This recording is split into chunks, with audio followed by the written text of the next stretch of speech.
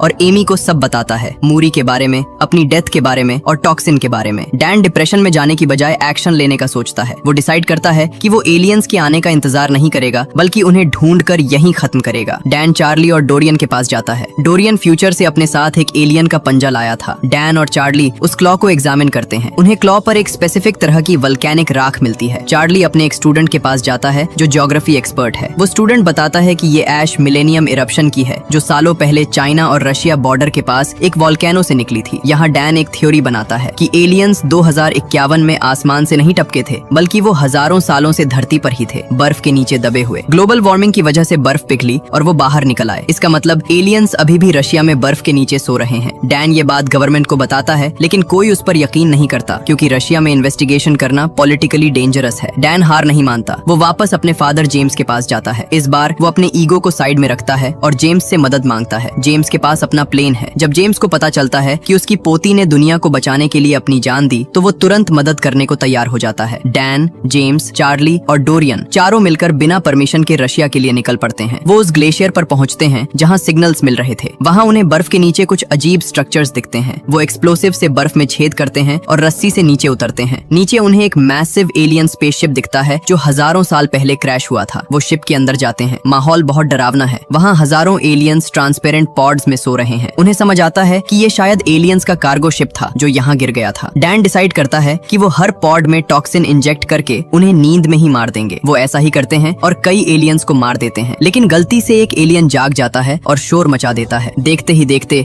Ship के अंदर chaos much जाता है। सारे एलियंस जागने लगते हैं। डोरियन रियलाइज करता है कि वो सबको नहीं मार पाएंगे। वो डिसाइड करता है कि वो अपनी बची हुई लाइफ किसी काम लाएगा। वो डैन और बाकी सबको बाहर जाने को कहता है और खुद शिप के बीच में रह जाता है। डोरियन अपने साथ लाए हुए हैवी एक्सप्लोसिव्स को डेटोनेट कर देता है। एक बहुत बड़ा ब्लास्ट होता है जिससे पूरा स्पेसशिप और माउंटेन हिल जाता है। डोरियन अपनी जान देकर मोस्टली एलियंस को मार देता है। लेकिन कहानी अभी खत्म नहीं हुई। ब्लास्ट के बावजूद फीमेल क्वीन जिंदा बच जाती है और बर्फ से बाहर निकल आती है। वो बहुत गुस्से में होती है। अब बर्फ के मैदान में फाइनल बैटल शुरू होती है। जेम्स और डैन मिलकर क्वीन का सामना करते हैं। क्वीन उन पर अटैक करती है। जेम्स गोलियां चलाता है लेकिन क्वीन उसे घायल कर देती है। डैन के पास टॉक्सिन का इंजेक्शन होता है। एक खतरनाक फाइट के बाद जब क्वीन डैन को मारने ही वाली होती है, जेम्स अपनी जान पर खेलकर क्वीन का ध्यान भटकाता है। इस मौके का फायदा उठाकर डैन क्वीन के मुंह में वो टॉक्सिन डाल देता है। टॉक्सिन तुरंत असर करता है और क्वीन एलियन वहीं तड़प तड़प कर मर जाती है। सीन शिफ्ट होता है। डैन और जेम्स जिंदा बच जाते हैं। गवर्नमेंट फोर्सेज वहां पहुंचती हैं और कंफर्म करती हैं कि थ्रेट खत्म हो चुका है और दुनिया बच गई है। मूवी के एंड में हम देखते हैं कि डैन वापस अपनी नॉर्मल लाइफ में आता है, लेकिन अब उसका एटीट्यूड बदल चुका है। वो अपने फादर जेम्स को अपने घर लेकर आता है और एमी और छोटी मूरी से मिलवाता है। जेम्स पहली बार अपनी पोती से मिलता है और बहुत खुश होता है। डैन मन ही मन सोचता है कि मूरी ने सही कहा था, फ्यूचर बदला जा सकता है। उसने न सिर्फ दुनिया बचाई बल्कि अपने परिवार को टूटने से भी बचा लिया। वो प्रॉमिस करता है कि वो कभी अपनी फैमिली को छोड़कर नहीं जाएगा। इसी के साथ ये कहानी खत्म होती है। अगर आपको ये वीडियो पसंद आई हो तो प्लीज चैनल को सब्सक्राइब जरूर करें और बेल आइकन को भी प्रेस कर दें ताकि ऐसी और वीडियोस आप तक पहुंचती रहें। देखने के लिए धन्यवाद।